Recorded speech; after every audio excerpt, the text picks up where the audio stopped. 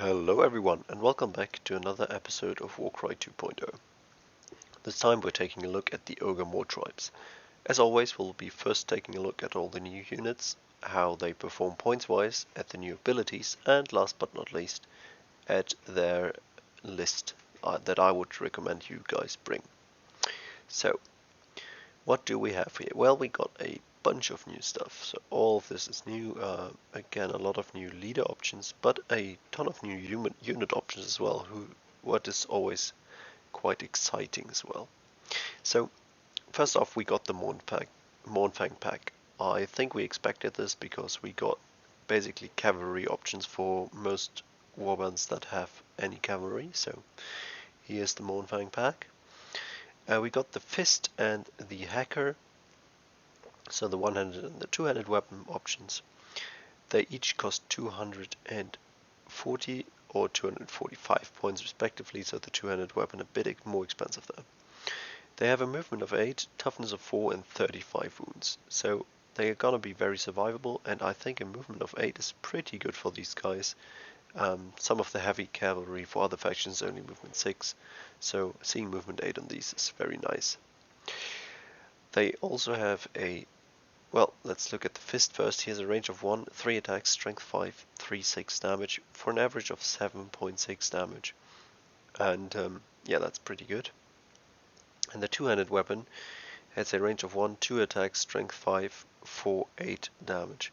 So even though his damage is higher, his average damage is only 6.7 because of the lower attacks characteristic. So what I think is very weird here is that Games Workshop decided to make them more expensive because otherwise these are exactly similar. I don't understand why Games Workshop doesn't make these calculations to see who's actually doing more damage, because, well, looking at these numbers, obviously the guy with Fist should be more expensive than the one with Hacker. Or, to put it differently, I would recommend you bring the guy with Fist because the Hacker is just plain worse. Then we got the Man-Eater. He's 220 points, so relatively cheap for an ogre, you could say. Movement 4, toughness 4, 30 wounds, something we've seen on most ogre models so far. A range of 1, 3 attacks, strength 5, 3, 6 damage, for 7.6 damage in total. The thing is, he is no different in his stats than the Glutton with double weapons is. Yet the Glutton, than the Glutton with Fists, yeah. But the Glutton with Fist also has an ability and costs 20 points less. It's very weird how that works. I have no idea why you would want the Man-Eater. He gets a ranged attack, that's what makes him more expensive, but it's a really bad ranged attack. So if you want ranged, the lead belch is obviously the way to go. Then we got the Frost Saber. He's 170 points, movement 8, toughness 4, 20 wounds, has a range of 1, 4 attacks, strength 4, 2, 5 damage. So basically the exact same profile of a Rock Tusk Prowler, for example. We know that these kinds of monsters are awesome. 6 points of damage on average. It seems low in comparison to many of the other ogre models here, but really good model here because the high movement, a relatively cheap point cost, and good damage output means that he's very reliable at running down enemy models, killing ranged guys, killing chaff models. Insanely reliable model. Then we got the Icefall Yeti. He's 185 points, so 15 points more expensive. Has the same 8-inch movement, toughness 4, 25 wounds, so he's more survivable than the Frost Saber. Has a range of 1 as well, 4 attacks, strength 4, 2, 5 damage. And yeah, so he's basically the exact same, only costs 5 points more. However, he does get a cool ability that we're going to look at as well. Then we have the Gorgeou. He's 175 points. No, somewhere in between these guys, basically. Has a move of 5, so relatively fast for an ogre model. Toughness 3 only, but 30 wounds obviously still makes him very survivable. Range of 1, 4 attacks, strength 4, 3, 6 damage for an average of 8 points of damage, which makes him very, very dangerous. So yeah, that's a nice model, and he gets the same ability as the Icefall Yeti. Then we get into our new lead options. First off, we got the Tyrant, and he comes in at a mighty 335 points. Ridiculous number of points there. Right out the way, that kind of makes me think he's not going to be worth it, but we'll see. Movement forward, toughness 5 and 42 wounds. So obviously really, really hard to kill. I do not think that you'll see him die in most games if you ever bring him, so I don't think he's gonna die, because toughness 5, 42 wounds. It's just not worth it to attack him, even because taking him down is gonna require so much effort by your enemies. That's gonna be painful. On top of that, he's got a range of 2, which is nice. 4 attacks at strength 6 for 8 damage. That's an average of 13.4 damage, and that's basically no matter what the toughness of your enemy is. So he's gonna kill stuff, no doubt about it. But he costs so many points. It's gonna be hard. He's still gonna not provide his points value in many games, I think, just because he's that expensive. Well, anyways, then we got the Butcher, 265 points, movement forward, toughness 4, 40 wounds, so again very, very hard to kill. A range of 1, 3 attacks, strength 5, 3, 6 damage, for an average of 7.6 damage. It should be pointed out that he also has a mage attack. It's a little bit better than the average mage attack though, because it's a 7-inch range, but it has 3 attacks and not 2 though, like most of the mages have. Also strength 3 though, 3, 6 damage, so you get an average of 4.6 damage out of that. Which is obviously lower than his melee damage, but it's not a bad ranged attack. Then we got the Fire Belly, he's 290 points, so quite a bit more expensive, 15 points more expensive, 25 even, sorry, 25 points more expensive. Movement 4, toughness 4, 40 wounds, same as the Butcher. He has a range of 2 with his melee attack, but only 2 attacks at a strength of 5, 4, 8 damage. So again, his melee damage is lower than that of the Butcher. His ranged attack is the same as the Butcher's, and he costs more points, and significantly more points too. I don't know what Games Workshop is doing here. I just don't feel like the Fire Belly is going to be worth it. The Butcher is certainly better. The Fire Belly does have a quad ability, but it's not that great, and the Butcher has a double. It's actually not bad, so we'll look at that, but I don't think the Fire Belly is going to be worth your points. Then we've got the Icebrow Hunter. He costs 300 points, which again is very, very expensive. Movement 4, toughness 4, and 42 wounds, so hard to kill, but so are all of these guys. A range of 2, 3 attacks, strength 5, 4, 8 damage. So he does have very high damage output at 10.1 on average. And he also has a ranged attack, which is far less great though. We'll have a look at his abilities too. He's not bad, but 300 points again is very, very expensive. And then we got the Skulk. He's basically the Mournfang pack leader. 315 points. So that's 75 points more than your Mournfang pack, which is quite hefty.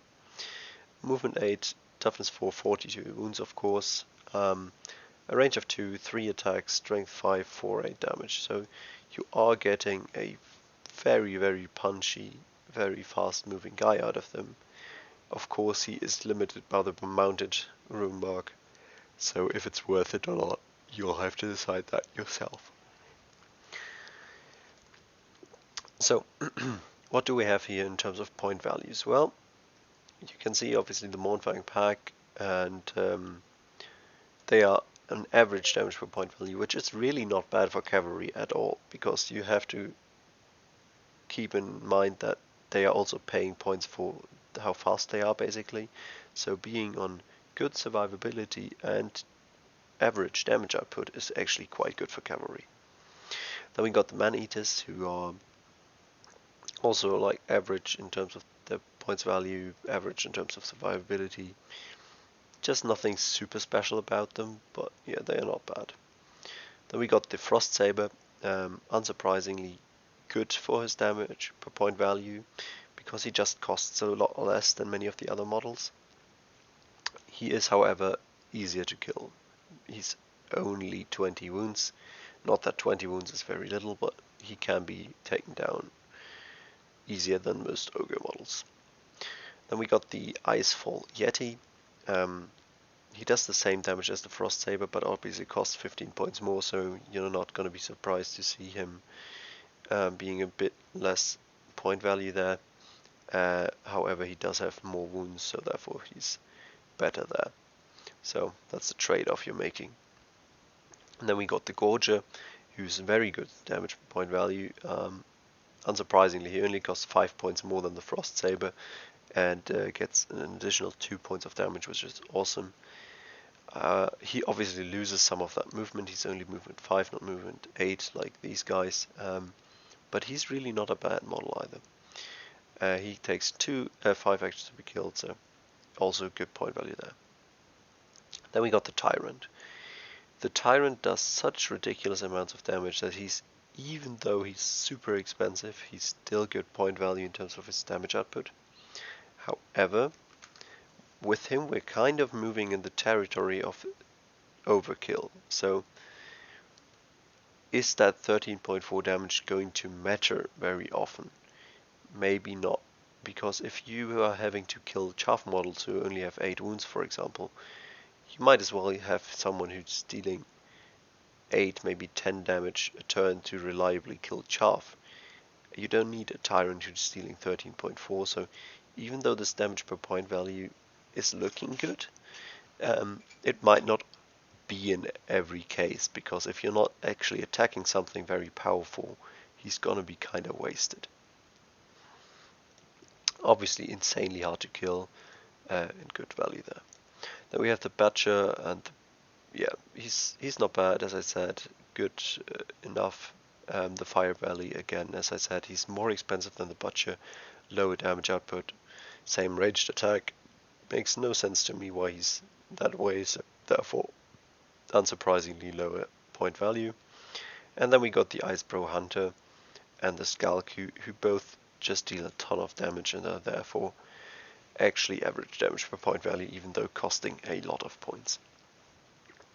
So what abilities did we get? Well, we got a new double, which both the Yeti and the Gorgeou have. It gives them a bonus move action if they are within range of an enemy, so within 6 inches of an enemy. That is very good. That makes the Gorgeou, who's normally movement 5, move a lot faster, and the Icefall Yeti, who's movement 8 even. He can do some very serious movement. It seems even better for the Gorgeou, to be honest, because yeah, that movement 5 is already not bad, but if you can get a free move out of a double and then attack twice with that big old 8 damage, that's gotta be sick. So I think the Gorgeou, the more I talk about him, the more I like him. I think the Gorgeou is really cool. Then we got the I think all the other things stayed the same here for abilities, but oops, what did it say? That's leader. So we got lead abilities here. We got a double for all the leaders, which is basically after killing an enemy you get to make a bonus move or attack action. Nothing special there, we've seen that a ton of times. Then we got a double for our Icebrow Hunter. Keep in mind he costs 300 points, so this is what you're getting for those 300 points, which is basically giving a bonus attack for a Frost Saber nearby, so within 4 inches I think it was. I should not have named that nearby. Giving a bonus attack action to a Frost Saber. Not bad, really not bad. I'm still debating whether it's worth it or not to bring the Icebrow Hunter for that, because he's 300 points, that's so expensive. But Yeah, the double is good. Then we have a double for the Butcher, which is adding half the value of the ability to his strength for the next ranged attack. So if you want to deal that 7.6 damage that the Butcher is capable of in melee in ranged, you can by using a double 3 or double 4 or higher than that. So not bad there. I think it's definitely gonna have its uses if you need to range snipe something. On the other hand, you could also range snipe it with the Lead Belcher, who's dealing 7.6 damage on average anyways on a ranged attack. Then you got your Tyrant. He basically deals damage equal to half the value of an ability to a friend within 2 inches of him, so you deal damage to your friendly unit. However, they get to make a bonus attack or bonus move action. So you're trading a couple of wounds. It's only gonna be two, maybe 3 wounds for a bonus move or bonus attack, which is very good. So really not a bad ability. It's on a triple, so you're not gonna be able to spam that stuff. However, you don't have that many other good uses for triples, so it's not bad. Again, though, the Tyrant itself is very, very pricey. You do have to keep in mind, like, it's all a trade-off. You can only afford so many expensive models. So if you have your Tyrant, how many models are going to be close by that you really need to make bonus attack actions? I don't think it's going to be many. If you're running the Tyrant, you might bring 1 or maybe 2 more powerful models, and then a lot of Snotlings. So, yeah, it's unlikely that he'll be able to use this very often.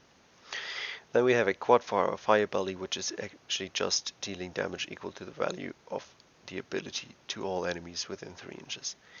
We've seen this on a couple of fighters. It's okay. It can be okay. It's not amazing. You can't rely on quads anyways, and I just feel like a rampage is oftentimes going to be more useful than this, so I just don't really see the value of the Fire Belly there. So how would I then build a list here? Well, I think lead belches are still really very, very good. They are very efficient for their points value, and they don't care that their movement isn't that great, because they can pummel stuff from 10-inch range away with a lot of damage output. So I would still get 1 Lead Belcher and a Thunder Fist. Then I'd get 4 Gnobblers, just to get those activations you need. Bodies, you need activations, it's important. And then I'd bring 2 Frost Sabers. High movement, good damage output, good point values. Nothing to go wrong there with the Frost Sabers. Honestly, if I had 5 points to spare, I would probably switch one of the Frost Sabers for the Gorgeous. If you can somehow fit in Gorgeous into your lists, I think the Gorgeous are some of the better models as well, so they are going to make sense. But there's many things you could do here. You can definitely go all melee now. You could before, but you definitely can as well. The Mournfang pack really are not bad for their points value. Yeah, as is the Gorgeou, he's really, really good. Frost Sabers are really good. You could bring in Pro Hunter to buff your Frost Sabers. But I think this list is going to be very well rounded. You're going to have enough models to really have an impact. You're going to have a ton of powerful movement, powerful damage, and good range to pressure the enemy into moving where you want them to. So just in general, I feel like this is going to be a super strong warband. Anyways, guys, thank you very much for watching, and see you in the next one.